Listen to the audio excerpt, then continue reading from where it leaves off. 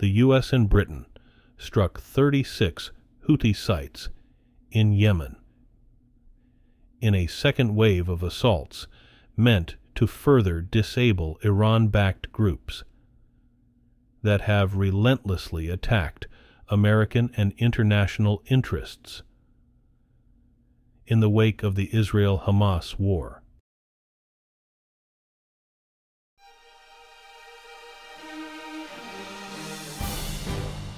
Today is Sunday, February 4th, 2024, and this is the Dunkley Report. The U.S. and Britain struck 36 Houthi sites in Yemen in a second wave of assaults meant to further disable Iran-backed groups that have relentlessly attacked American and international interests in the wake of the Israel-Hamas war.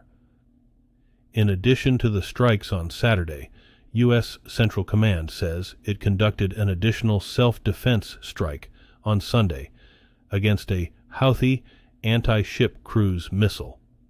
Washington did not directly target Iran as it tries to find a balance between a forceful response and intensifying the conflict.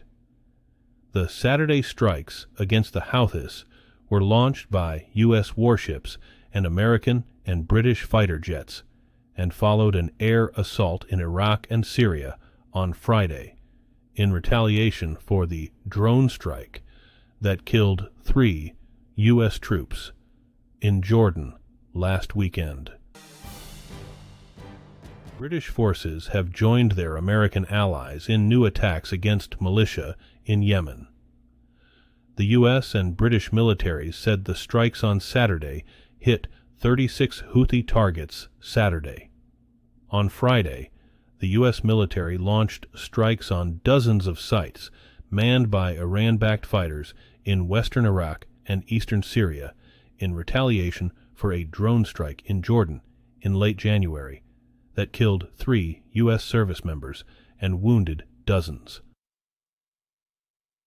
Tension has been rising since the latest Israel-Hamas war began in early October, with Iran-backed fighters intensifying attacks on U.S. military and international commercial interests in the region. Israel's military has issued its most detailed warning yet to Hezbollah in neighboring Lebanon that it would be ready to attack immediately if provoked. The military recounted its actions along the northern border during 4 months of war in Gaza and made a rare acknowledgement of dozens of airstrikes inside Syria against the militant group. Israel stresses that it doesn't choose war as its first priority. The comments followed the defense minister's warning that a ceasefire in Gaza against the militant group Hamas wouldn't mean Israel wouldn't attack its ally Hezbollah as needed. Efforts to close wide gaps between Israel and Hamas in pursuit of a ceasefire continued. A case with the potential to disrupt Donald Trump's drive to return to the White House is putting the Supreme Court uncomfortably at the center of the 2024 presidential campaign. The justices will hear arguments Thursday in a Colorado case about whether the former president can be kicked off the state's Republican primary ballot because of his efforts to overturn his 2020 election loss. At issue is a constitutional provision adopted after the Civil War to prevent former office holders who engaged in insurrection from reclaiming power.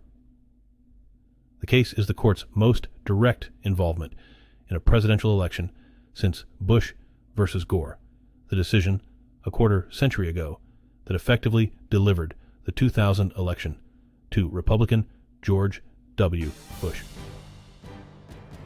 Republican National Committee Chairwoman Ronna McDaniel is calling for the party to unite behind the goal of defeating President Joe Biden. That's as the party faces a cash shortage compared to national Democrats and growing criticism from a faction of far-right conservatives. McDaniel spoke at the RNC's winter meeting in Las Vegas, behind closed doors on Friday. She says, "We Republicans will stick together. But there's dissent inside the party about whether it's doing enough to back former President Donald Trump, even as he still faces a major rival for the presidential nomination, former UN Ambassador Nikki Haley." President Joe Biden has won South Carolina's Democratic primary, notching a victory in the state that he pushed to lead the party's nominating calendar. Biden, on Saturday, defeated the other Democrats on South Carolina's ballot, including Minnesota Representative Dean Phillips and author Marianne Williamson. Black voters play an outsized role in South Carolina's Democratic electorate, and Biden and other party leaders had recommended that the state lead off the party's 2024 primary calendar. A big win in South Carolina helped revive Biden's 2020 campaign and propel him to the nomination. For decades, the University of Pennsylvania has held hundreds of skulls that were once used to promote white supremacy through racist scientific research. As part of a growing effort among museums to reevaluate the curation of human remains, the Ivy League school laid some of the remains to rest last week in a local historic black cemetery. Officials held a memorial service for them Saturday.